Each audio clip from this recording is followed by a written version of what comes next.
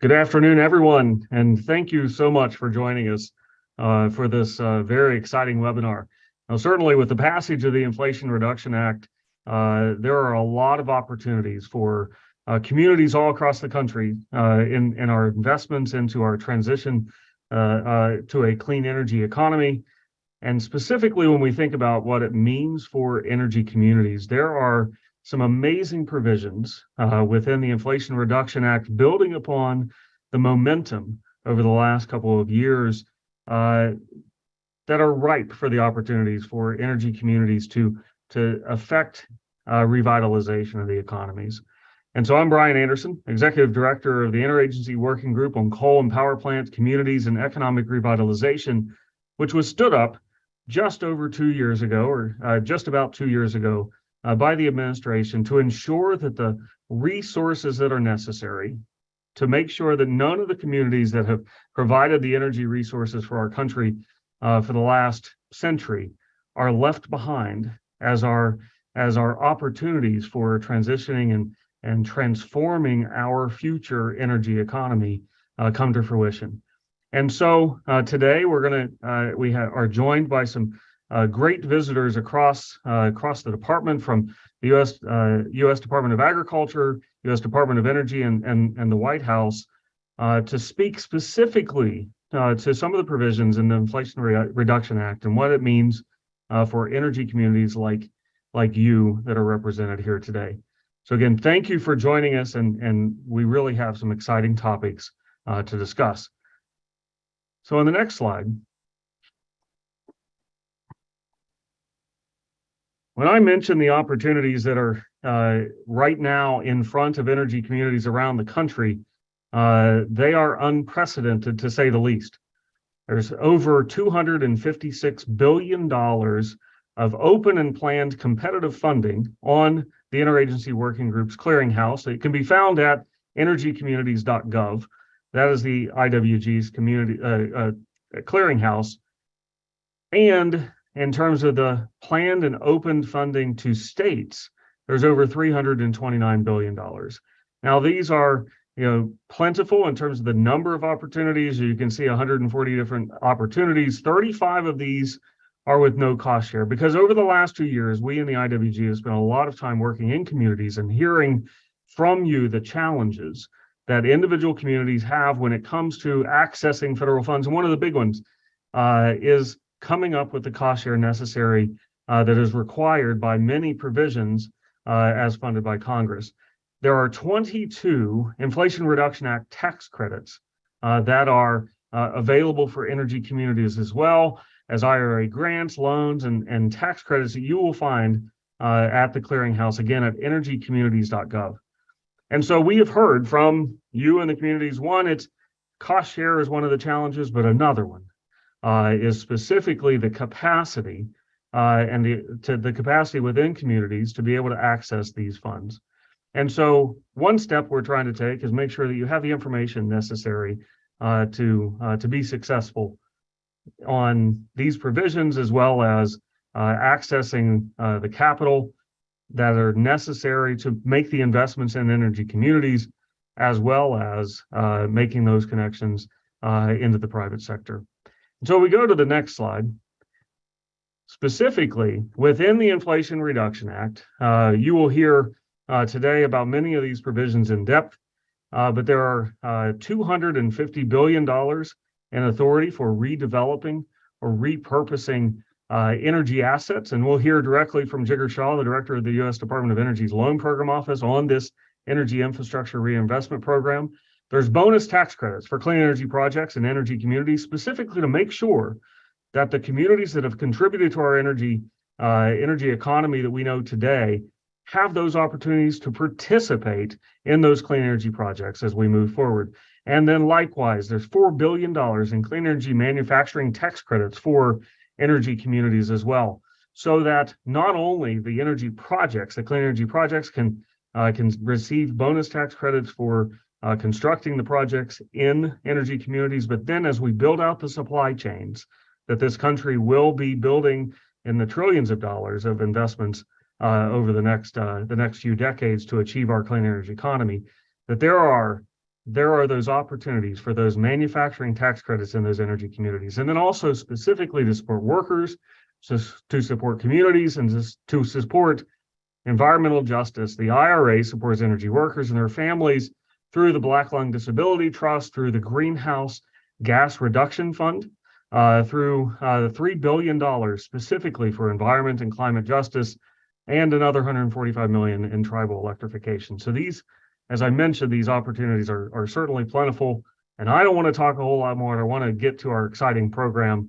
And first, if we move forward to show the agenda, I am very excited to ask to the stage, our virtual stage, Christina Costa, who's the Deputy Assistant to the President for Clean Energy Innovation and Implementation. And Christina, thank you so much for joining us today.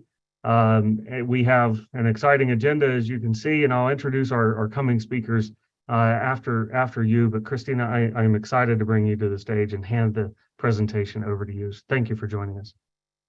So thank you, Brian, for inviting me to join you all, and thanks to everyone. Christina, unfortunately, we lost you again. And so I think what we'll do is, if you don't mind, we are very excited to hear from you, Christina, for sure. But I'll go ahead and pass it over to USDA, and we'll work in the background to make sure we can get you connected. I know it worked for the 15 minutes before we started here today. But if we go back, I would like to introduce our colleagues from the U.S. Department of Agriculture Rural Development Office. I see that Claire Sierowski has come on. Joined from our energy communities, for Brian said. I think we got a little lag of Christina's audio, but Claire, thank you so much for joining us. And also joining Claire is John McAuliffe, a senior advisor in USDA as well. And then we also have, I mentioned earlier, Jigar Shah joining us from the Energy Infrastructure, or from the Loan Program Office, to speak about the Energy Infrastructure Reinvestment Program. But now I'm gonna ask the USDA folks to go ahead, and we'll come back to Christina. So Claire, thank you so much for joining us, and John, thank you. Thank you for having us, Brian, and to everyone out there. We really appreciate the time and are really excited to talk with you about the new Inflation Reduction Act programs that the Rural Utility Service and the Rural Business Service have. My colleague John will speak after me about the Rural Energy for America program that has a really strong new injection of funding and some announcements around the corner. And I want to talk about two new programs under the Rural Utility Service today. So next slide, please. There's two parts of the Inflation Reduction Act that we're going to talk about. There's section 22001. We are calling this the Affordable Clean Energy Program. And section 22004, we're calling this the Empower Rural America Program, New Era. And next slide, please. So these are the two programs we're going to talk about today. When people think about energy, they think about, in the federal government, they think about Department of Energy, they think about, mostly Department of Energy. So I think one thing that many folks on this call coming from rural America may think of is USDA. But I think most Americans don't think of us. I think we have a long history here that we can look back to at this exciting moment. We started our energy work in the 1930s with FDR signing the Rural Electrification Act. And we've been working with and partnering with rural America since then to support rural cooperatives across the country and to support energy access. And we are really excited about this moment. Next slide, please. Because we have the largest injection of funding for rural America and energy in rural America that we've had really since the 1930s. So this is a huge moment, and we are excited to hopefully partner with many of you to take advantage of it. We have had a number of listening sessions to date, a formal tribal consultation, 13 roundtables in January, and then ongoing meetings. We have an open door policy, and we have a really strong leadership team. And so if you want to meet with us about these provisions and learn how you can take advantage of them, please reach out to us. I think you'll have access to our emails. I'll make sure they're in the chat. but please reach out to us. We have an open door policy. We want people to use these programs. So next slide, please. So the first program, the Affordable Clean Energy Program. So the Rural Utility Service has a lot of tools at our disposal already. We've been providing loans, like I said, to rural utilities and entities in rural America for many, many years now. Usually we do that through loans. Congress gave us a couple of gifts in the Inflation Reduction Act. The first is forgivability. So this program allows for partially forgivable loans, and it also expands the eligibility of these programs to also include energy storage. So this is a $1 billion program in budget authority that we hope to leverage into, $2 to $3 billion in assistance. And this is for partially forgivable loans, like I said, for wind, solar, hydropower, biomass, geothermal projects, so standalone clean energy projects. For those of you who are engaged maybe in the DOE GRIP program and focus on transmission, but can't do generation through that program, this is a great opportunity for you. This is where you can do new clean energy generation through partially forgivable loans with energy storage, if you would like. And it's a broadly eligible program. And so as long as you have your power for resale, then you are likely to be eligible for this program. We will be announcing this program in the spring. And so this is kind of the statutory overview of what's in the statute, and more details about the exact design of it will be coming out in the spring. But I can share with you that, energy communities will absolutely be able to benefit from this program and be able to benefit from this partially forgivable loan option. And then let's move to the next slide. The interest rate for this program is the municipal interest rate. This was set in the statute. So you can get a sense of what the municipal interest rates are likely to be or have been for the first quarter of 2023 and are going forward. So you can get a sense of what we're talking about. Again, we're going to be able to do partially forgivable loans up to 50%, maybe beyond that. The statute allows us to waive beyond that. So you're going to be looking at, maybe 30, 40% forgivability. And then if you add some of the other Inflation Reduction Act incentives that Brian was talking about, like the direct pay provisions that the IRS is going to be putting out and are already in the bill, obviously, you could have 70% of your project paid for. So I think this is hopefully a great opportunity for all of you. And I want you to get thinking about it now because this is going to be coming out soon, and then we'll be looking for folks to apply as soon as possible. So again, if you're looking to do new clean energy generation, at the kind of 1 million to 100 million-ish frame, this program is really going to benefit you. And I encourage you to apply as soon as it comes out. So next slide, please. The second program that I want to highlight for you all today is really focused on our rural cooperatives. So our rural cooperatives, there's over 800 rural cooperatives across rural America. Most of them are serviced by a large generation and transmission company that is kind of a co-op of co-ops. There's about 65 generation and transmission companies for rural America for these co-ops across the country. And this program is really, again, the eligibility is directed at separate from the ACE program. Here, the eligibility is really for our cooperatives. So if you are a co-op member, if you help run a GNT, if you are on your co-op board, please think about this program because this is specifically designed for you and our electric cooperatives. It's $9.7 billion in budget authority that we hope to leverage into 30 to 40 billion in projects. And it's for the long-term resiliency, reliability, and affordability of rural electric systems. And this is the statutory language to achieve the greatest reduction in greenhouse gas emissions. So this is really looking to support rural America and taking advantage of a lot of the amazing American innovation that we've seen over the last 30 years in solar, in wind, in other zero emission energy systems, in energy storage, in transmission capabilities, in demand response, if you speak energy in DERM systems. So there's been a lot of innovation over the last few decades, and this program is meant to help rural cooperatives take advantage of that. It's for the purchase of renewable energy systems, zero emission systems, carbon capture and storage, energy efficiency. I am seeing some of the questions as they come up. I'll answer them in the chat as we go along. But I did see the one just now. How is rural America defined? The rural definition will be in the notice of funding opportunities that come out.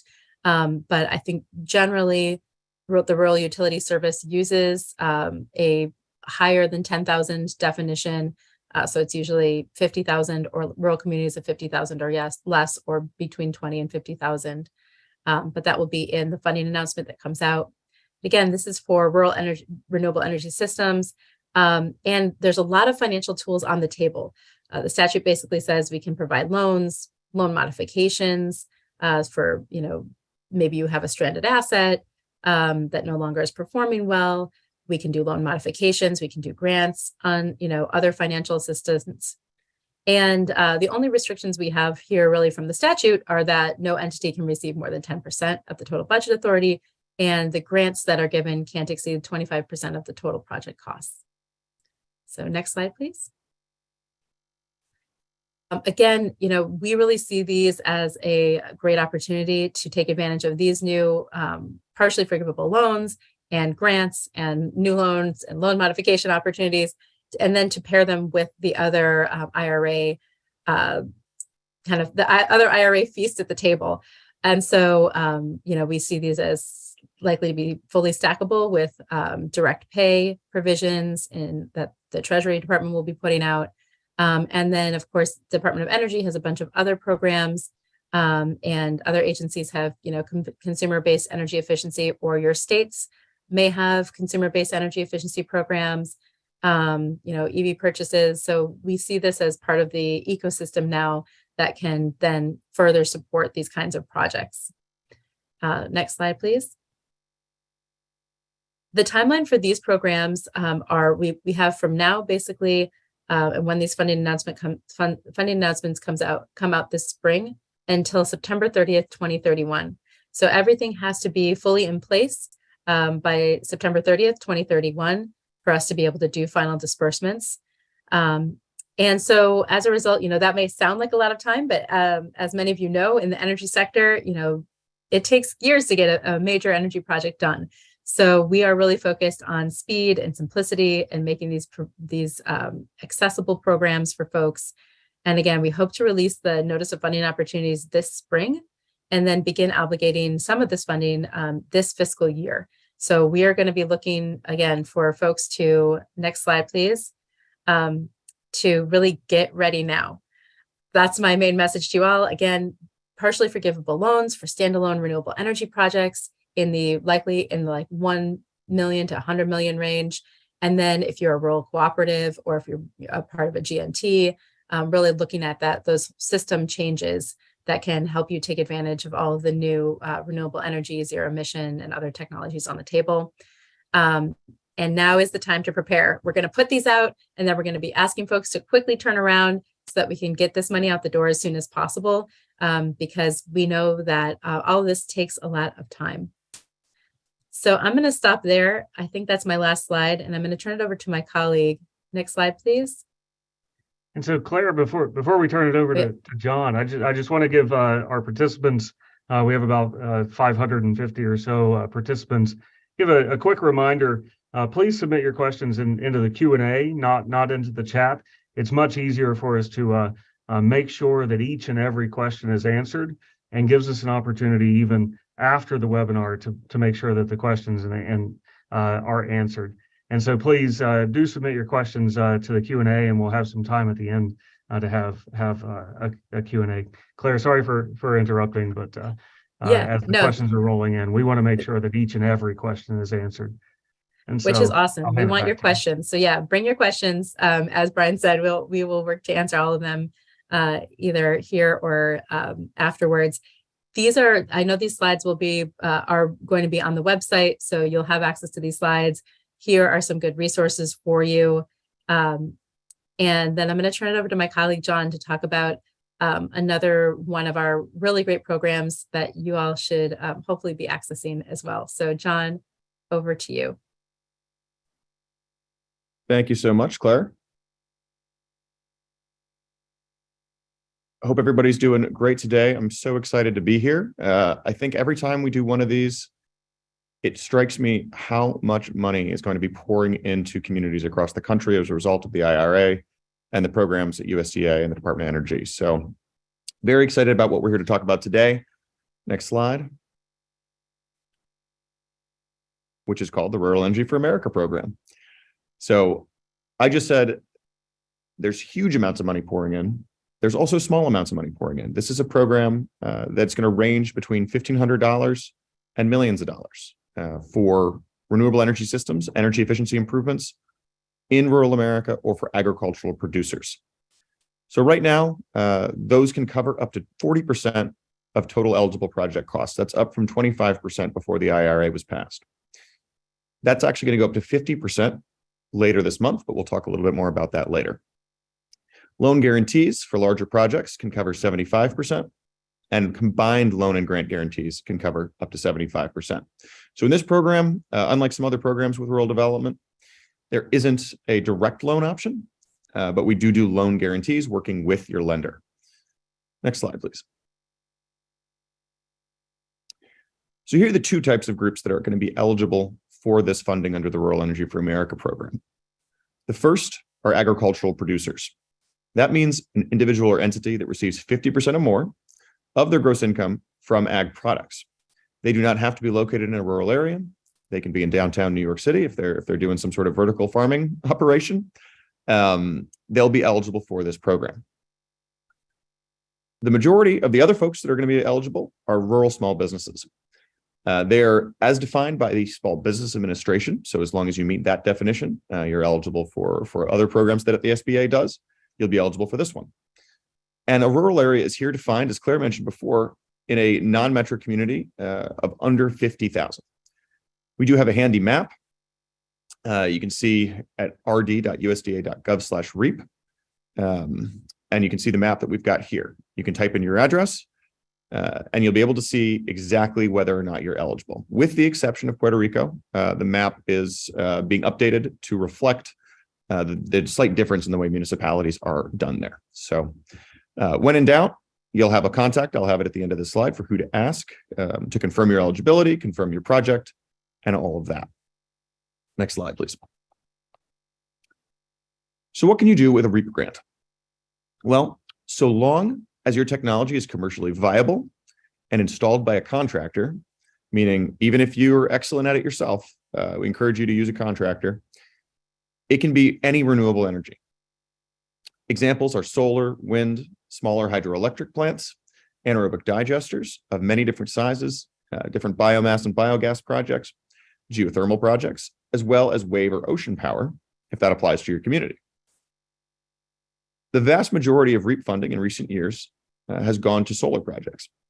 But thanks to the generosity of Congress and the Inflation Reduction Act, we have a new underutilized technology fund for other projects that I'll talk to you more about in a minute. Next slide. The other large component of REAP funding goes to energy efficiency projects. This is a really, really wide-ranging category. There's some that you'd expect: heating, lighting, cooling, HVAC, fans, insulation, etc. But folks get creative with what determines an energy efficiency project. Anything that is more energy efficient than what it's replacing in your small business may work. For example, in Vermont, we have a client who has installed new automated controls for maple tree taps. They're much more energy efficient than the ones he had before. That would apply for energy efficiency eligibility. Next slide, please. So remember how I mentioned that this can go from really small to really big? Well, the minimum grant size is just $1,500. That might just be a couple of doors. The maximum grant size is $500,000 for energy efficiency improvements. That would obviously be a much bigger project. For renewable energy systems, the minimum is $2,500 and the maximum is $1 million. Keep in mind, right now, we're at 40%, but that's going to go up to 50%.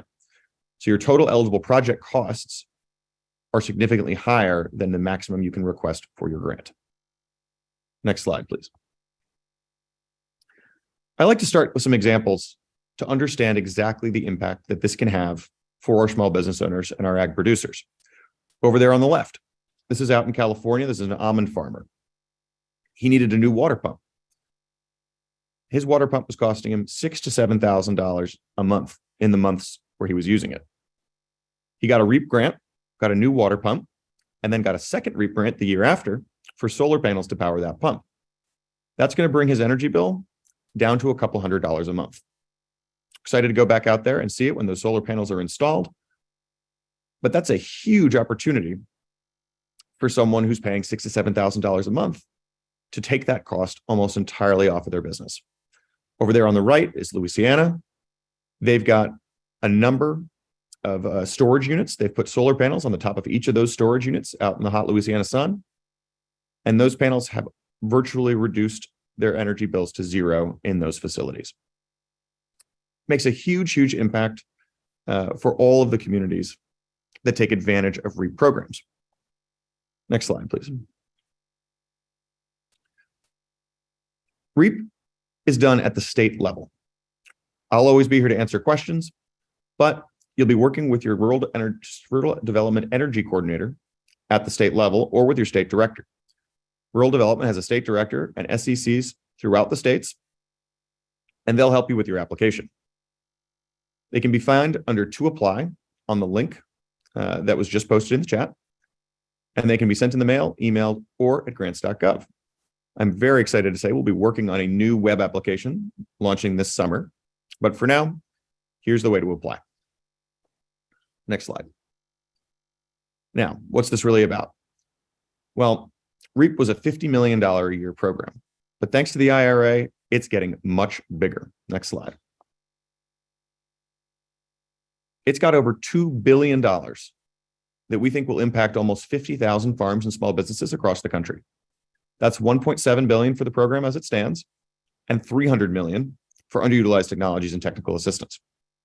I mentioned the underutilized technology fund before. Right now, most technologies will qualify for underutilized. As that changes over time, as more and more technologies become more utilized, the definition will change. But right now, that's a great opportunity to have money set aside for those technologies. But the part I really want to focus on here is the technical assistance part. REAP requires a grant application, requires information from your small business on what you want to do, what you've been doing, and what you think the benefits will be. We've got dedicated funds that will be deployed to our states to help people complete those applications. This is a really unique opportunity for energy communities and for communities in general across the country, and we appreciate the generosity of Congress to make that possible throughout the IRA. Next slide, please. This is just the beginning for the REAP program. We've launched $300 million already, but we've got a lot more to spend. The current deadline is actually March 31st. I know it is March 20th, so I don't expect anybody to hop off this call here and rush and get their application done by March 31st. We will have more funding competitions throughout 2023. And like I said, we're going to increase the federal share in those projects from 40 to 50%, launch this great new underutilized technology fund, build that online application, and we'll have special energy community benefits built into the notice that will launch later this month or early in April. We'll also have those applicant assistance programs and update the scoring to reflect current priorities. Next slide. Here's the timeline we've operated on so far this year. We announced that first $250 million in IRA funds, plus the regular $50 million that the program gets back in December. And the deadline for that round is March 31st.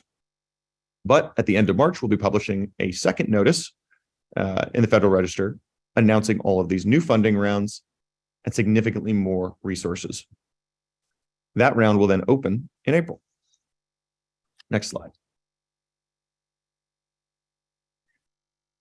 So, how do you get started on your application? Well, each state office, like I said, has a state director and a state energy coordinator. We're hiring up more to make sure that everyone can access the resources to apply for the program. The place to go is rural development, rd.usda.gov/contact us/state offices. Or just head over to Google and search for rural development state offices in the state that you live in. Those other contacts up on the page are also for our electric programs, our GFRs, general field representatives for the RUS programs, in case you didn't see those before. With that, I will pass it back to Brian, or right back to Jigger if we are ready to move to the next phase. Well, John, thank you so much. And Claire, thank you so much. And thanks to all our USDA colleagues. I'm going to check to see if Christina's with us, and then we'll go on to Jigger, and we'll give it one more try. So Christina, again, thank you so much for being willing to join us today.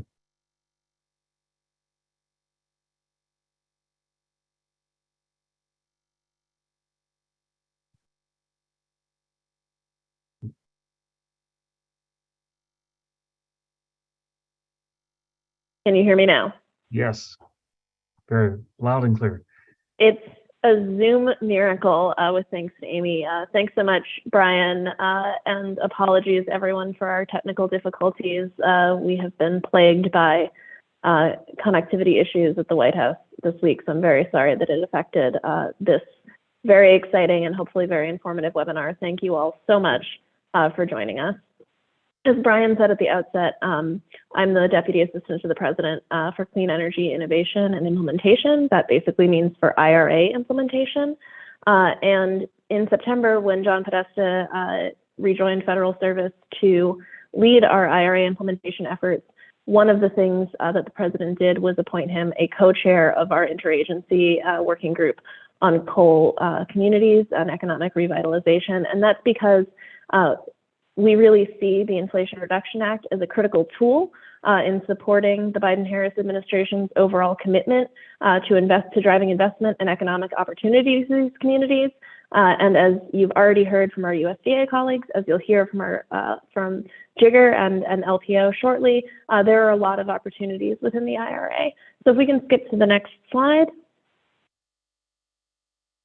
Overall, the Inflation Reduction Act, as you are probably familiar, is $369 billion in investments across the economy to lower costs for families, to drive increased investment in clean energy technologies, to create jobs and economic opportunity, and to build U.S. energy security. And it's split between, it's a little bit of an odd duck of a law. It's split between a lot of different kinds of funding. That includes tax incentives, as Brian was highlighting, and as I'll speak more about in a minute, grant programs like the ones that Claire and John were describing at USDA, and loan guarantees, which you'll hear from Jigger about in a little bit. We can go to the next slide. The Inflation Reduction Act has a lot of goals, and the nice thing about it is that they actually all kind of work in a mutually reinforcing way. As we're building the clean energy economy of the future, we're creating good paying jobs thanks to a number of provisions in the Inflation Reduction Act, especially on the tax side, to really incentivize private sector companies to pay good wages, to invest in training workers.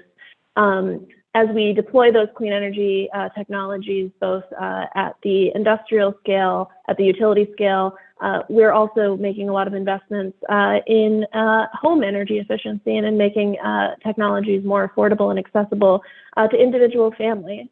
All of these things together help us reach President Biden's goals of cutting greenhouse gas emissions economy-wide by 50 to 52% by 2030.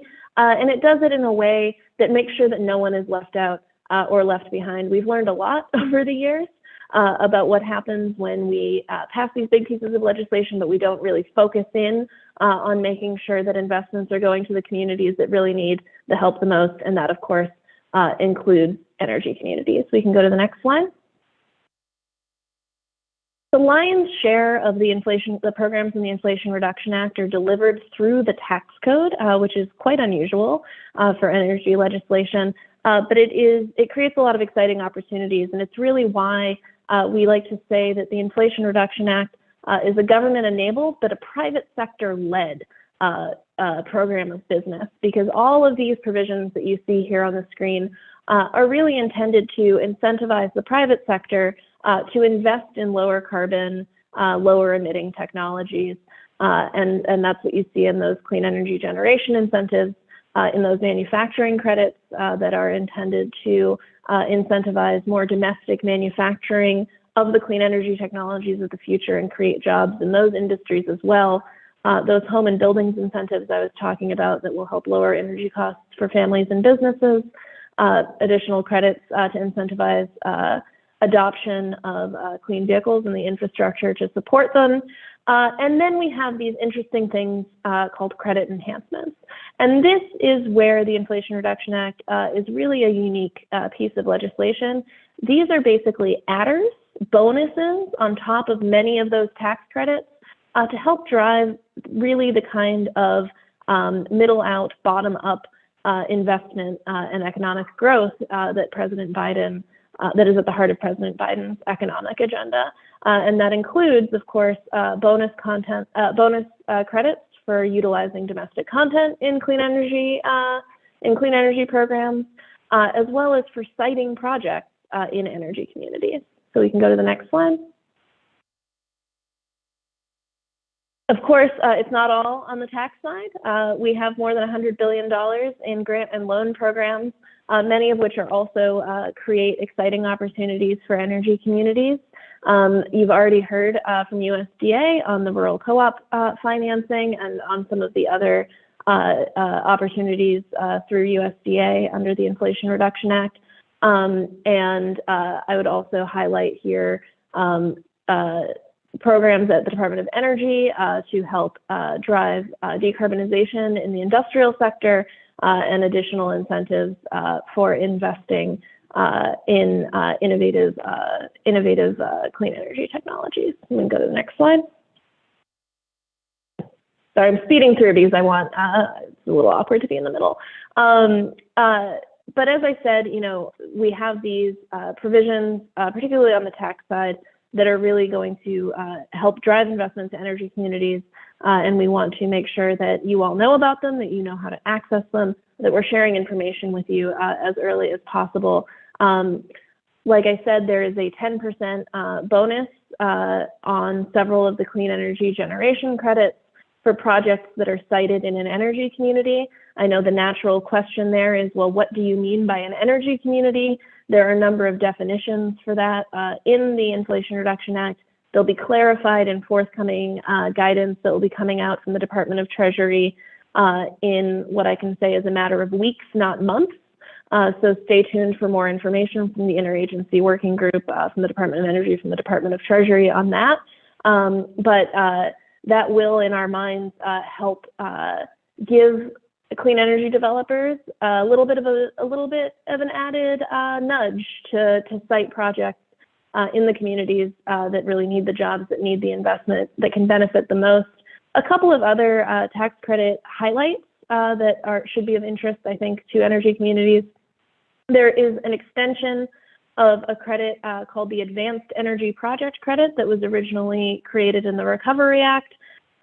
This is an allocated credit, so it supports projects that folks apply for, big industrial projects, things like retooling or expanding clean energy manufacturing facilities. But that $10 billion worth of support, at least 40% of it, $4 billion, is earmarked for energy communities.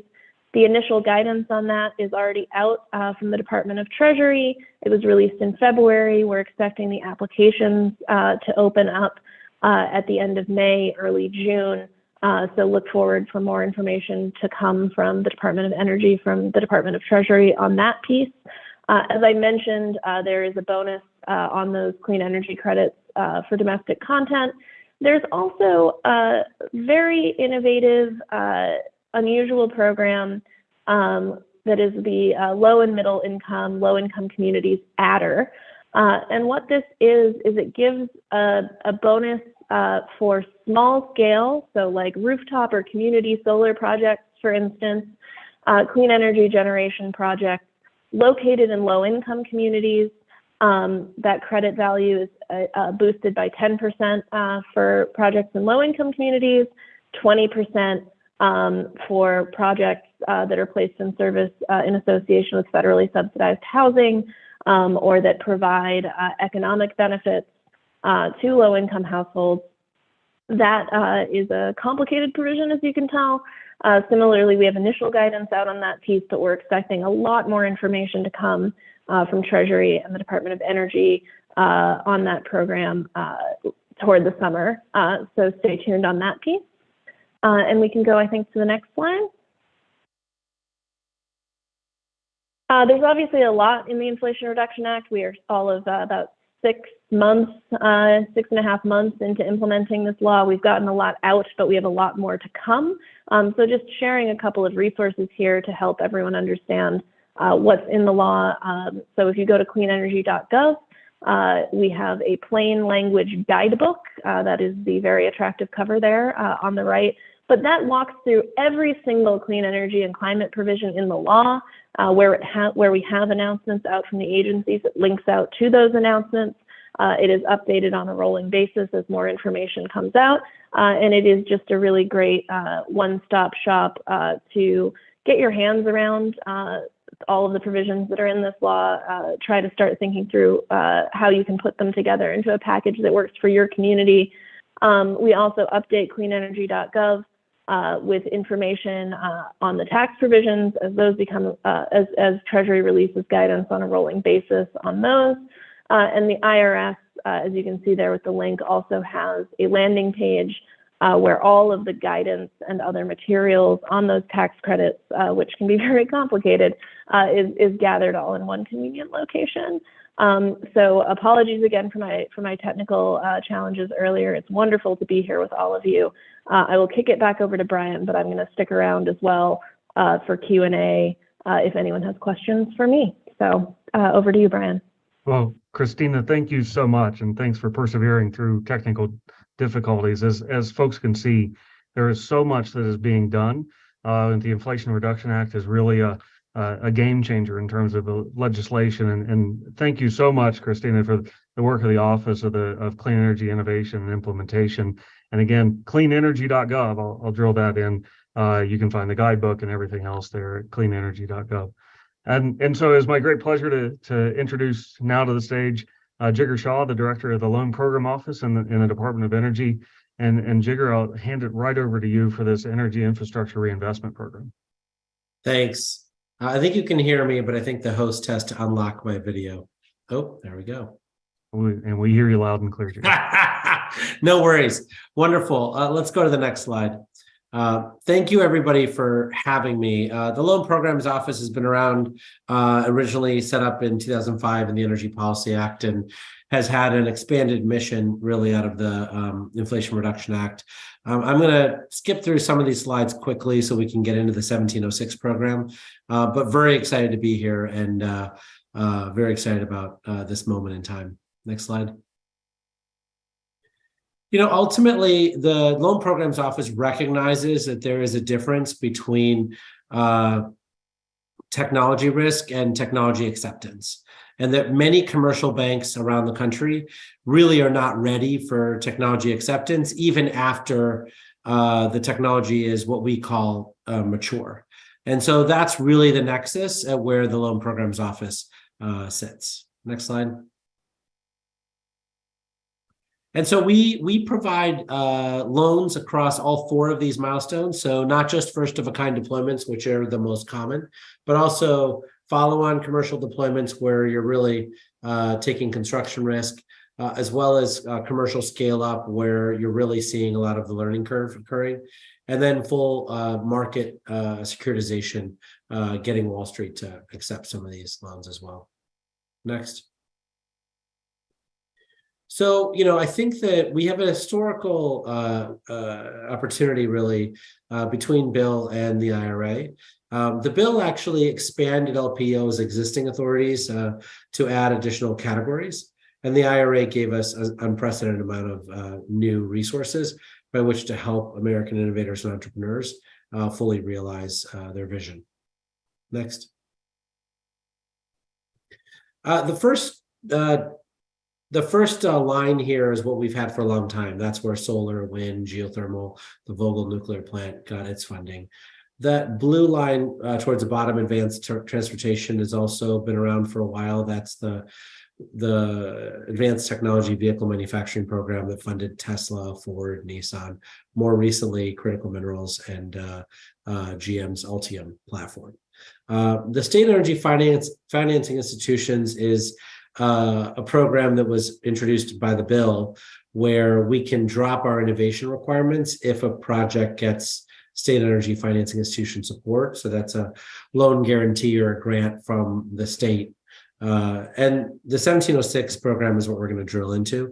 We also have the Tribal Energy Loan Guarantee Program, and that program is $20 billion. And we're seeing a ton of interest there, particularly in these rural areas. And then the CO2 transportation infrastructure is to provide trunk lines so that industrial CO2 emitters can insert their CO2 directly into these trunk lines and, safely dispose of the CO2 into Class 6 wells. Next. As Christina suggested, a lot of new money for the Loan Programs Office and the Inflation Reduction Act, more money in the traditional Title 17 Innovative Clean Energy Program, more money in the Tribal Energy Loan Guarantee Program and the Advanced Technology Vehicle Manufacturing Program. But I think here we're going to focus the rest of the time here on the Energy Infrastructure Reinvestment Program at the bottom, where we got $5 billion of credit subsidy to support up to $250 billion worth of loan authority. Next. So what is the 1706 program? It's really a new program called the Energy Infrastructure Reinvestment Program. And the goal of it is really to help reposition existing energy infrastructure that already exists in places around the country, right? Whether it's existing coal plants, natural gas plants, pipelines, tank farms, refineries, there's a lot of existing energy infrastructure that could be repositioned to provide property tax revenue, good quality jobs for decades to come in these rural areas. And so there's two categories here. One is for infrastructure that's already been shut down, where we can retool, repower, repurpose, or replace energy infrastructure. And then the second category is operating energy infrastructure to avoid, reduce, utilize, or sequester air pollutants or greenhouse gas emissions. There's no innovation requirement here, and environmental remediation is often part of the financing costs to really bring these assets back into full usage. Next. So some of the examples of things we're already seeing. So there's a lot of existing power plants that have already ceased operations, and they are looking at hosting renewable energy plus storage. You're talking about, potentially converting some of those sites to nuclear power plants. Some of those sites are being looked at as manufacturing sites for clean energy products and demonstration. We have other applications that are reconductoring existing transmission lines to convert them into transmission lines that can carry 2 to 3x their current carrying capacity. Others are looking at virtual power plants to replace retiring power plants. We're also seeing old pipelines that are no longer in use that folks are looking to re-sleeve to carry hydrogen or CO2 or ammonia. And others are co-locating energy infrastructure at refineries to take advantage of biofuels or hydrogen. So lots of use cases here that we can take advantage of. Next. One of the things that we're committed to is we're finding that for most of these applicants, community benefits are something they're already thinking about. And, so it's been a pretty easy lift for them to demonstrate, how they'll engage and how their project will benefit the communities. There has to be financial benefits to ratepayers. So if electric utilities, we're looking at over $30 billion of applications now from electric utilities. If they want to use the EIR loan guarantee, they have to provide assurances that those financial benefits will be spread to all the ratepayers. And then stackable tax credits. We can combine our loans and loan guarantees with the tax credits that are available in the Inflation Reduction Act. Next. In terms of applying, this new program was done under the Title 17 program, which already exists. So we started taking applications right away under 1706. We are in the middle of an interim final rule, so that update should come out sometime in April. But very excited about the applications we're already receiving. Some of them are for existing independent power producers, other from electric utilities, and still others from entrepreneurs who are taking over existing coal and natural gas sites. Next. In terms of the interest rates, it's generally treasuries plus 3/8 of a point, so 0.7375, plus up to a risk-based charge. The treasury rate that's relevant here is depending on the tenor. We can go out 30 years. But some of these projects may only be 10 or 15 years. The applicant does have to pay the third-party expenses that it costs us to evaluate the loan. And there's a facility fee and a maintenance fee. But in general, these are very attractive loans at very attractive interest rates that people are looking at. Our loans always have to be senior debt. So we can't be junior to another debt provider that's there. We have to have the ability to be at the beginning of the line on a collateral basis. There's no minimum or maximum size. In general, I would say that we don't get a lot of loan applications less than $100 million, but our smallest one has been 44. And we have eligible project costs detailed in the new guidance document that's coming out next month. And the loan guarantee really can be for up to 80% of project costs, although a lot of the utilities are looking at maintaining their 50-50 equity debt ratio. And we can also guarantee the federal financing bank. So that makes this a federal loan that comes to the borrower. Next. In terms of the process, we work with people on a pre-consultation basis regularly. So people will talk to us about their projects for 3 to 4 months, usually before they formally submit an application. We then review that application to make sure it's complete. Most of them are not. And so we go back and say, here are the 12 or 15 things we're missing. Please, get those completed. And once we believe the entire application is in place, we'll put the applicant formally into due diligence. And that's where we're incurring those third-party costs that the applicant has to pay. And so we make sure that we don't start charging the applicant for those third-party costs until they're really prepared to get all the way through the program. Then we have a term sheet negotiation, complete the process, and issue a conditional commitment. That's still not a loan, but it actually, basically goes through most of the interagency process here at the U.S. government. And so you can be rest assured that that's, a commitment that, the government supports 100%. And then there's usually conditions precedent, additional permits or additional permissions that the project has to receive. And once they get those in place, we can close the loan and start funding the project. Next. So, the key considerations here is that these projects have to meet eligibility criteria for the applicable program, which is why we do so much pre-consultation. They have to meet a reasonable prospect of repayment, which means that we actually have to believe that the project is solid enough that it can pay back the loan. And then there's other policy considerations like community benefits, greenhouse gas emission reductions, and other things that we use to try to make sure that the projects are maximizing the benefits in the community. I think that's the last slide. Next. Yep. Thank you so much for your time. And hopefully I left a few minutes for questions. Jigger, absolutely. And thank you so much. This is a really exciting program to be able to reinvigorate existing assets in the energy sector. And so we certainly have lots and lots of questions. And in the next 5 minutes, we're not going to get through all 38. So I'm making a commitment on behalf of the Interagency Working Group. We have collected all 38 questions that are in the Q&A, and we'll get consolidated answers and have them posted along with slides. But I do want to give an opportunity to highlight a few questions. And so, Jigger, since you're still on the screen, I'm going to toss the first one to you. There was a question that's really interesting about the effects of the recent events in the banking sector that have disproportionately affected a lot of investments in the clean tech and climate sector. Can you speak to the LPO programs and how that might be affected, or how the LPO programs would in fact help? Sure. Well, I mean, in general, I would say that commercial banks never really wanted to lean in on a lot of these types of projects in the past. I mean, that's why the Loan Programs Office was created. Clearly, in the wake of these recent, sort of events, you can imagine people in the banking sector becoming even more conservative.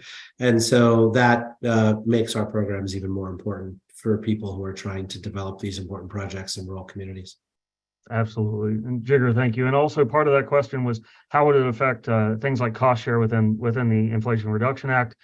Cost share is actually triggered a lot by congressional guidance.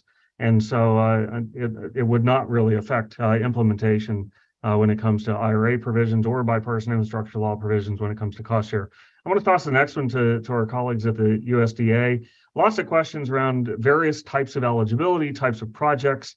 I don't want to get into specific projects and questions, but generally, what type of projects are eligible? There are questions around electric buses and charging, combined heat and power, biogas, demand side efficiency. Can you just speak quickly to the types of projects, and then I'll have one to tee up for Christina as well. Great. So for the ACE program, we're really looking for large scale renewable projects: solar, wind, hydro, biomass, geothermal, and energy storage. That's defined in the statute. Like Briggs said, Brian said, some of this is defined for us. So I saw one question about biogas. That's unfortunately not in the statute. So it's those 5 renewable sources of power plus energy storage for the ACE program. That's the partially forgivable program. And again, projects anywhere from about 1 million to 100 million. And then for the other New Era program for our rural cooperatives, there's kind of broad eligibility. The eligibility is for our cooperatives, but then within that, there's a lot of different options you have on the table in terms of what you do with those funds. And John can talk a little bit about eligibility for our other programs in terms of what you're actually doing with the funds. But we're happy to answer follow-up questions post the webinar, and then make sure you guys get that information. John, did you want to add to that? Yeah, very briefly for the REAP program, just in the interest of time, didn't go into all of the different potentially eligible expenses, but encourage folks to reach out to their state energy coordinators, their state offices, to talk about their unique project. One thing I will say, those eligibilities are determined by Congress, so they cannot change unilaterally at USDA. So one that I know folks ask about a lot: electric vehicles, electric vehicle chargers. So I'll answer that one. Those are not eligible right now unless your electric vehicle charger is part of a solar system that you are installing with the REAP grant. Electric vehicles right now in general are not eligible. So if you have opinions on that, call your elected representatives. We do. I would put in a plug for one of our existing programs. We have the RESP program at the Rural Utility Service, and that can fund EV charging stations. So please feel free to reach out to us at the Rural Utility Service if you've got larger scale kind of projects that you want to be doing with EV charging stations, because that's something that we actually can support. John and Claire, thank you so much. And then Christina, I want to give you just the quick last word. There was a lot of questions around what we mean by a community. And so, and I know it came up with you and with me. If you'd like to, how is the White House viewing our definition of a community?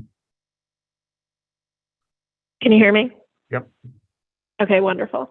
Well, not to sound like a broken record here, but for the Inflation Reduction Act, Congress told us how they want to define an energy community. And of course, to make things even more confusing, they defined it a couple of different ways in different parts of the law. So for that 40% set aside for the advanced energy projects credit that I was talking about, there's a narrower definition that is based on census tracts or census tracts adjacent to census tracts that have had either a coal mine closure or a coal-fired power plant generating unit retirement in certain time periods.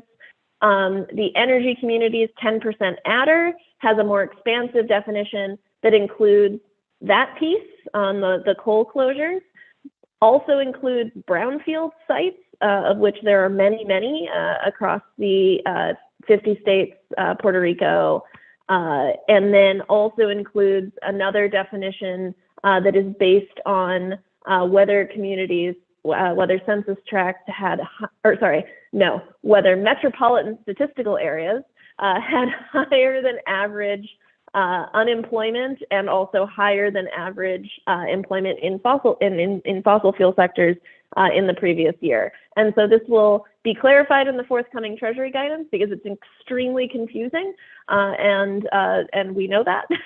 We're often confused by it too. But the short answer is that for both the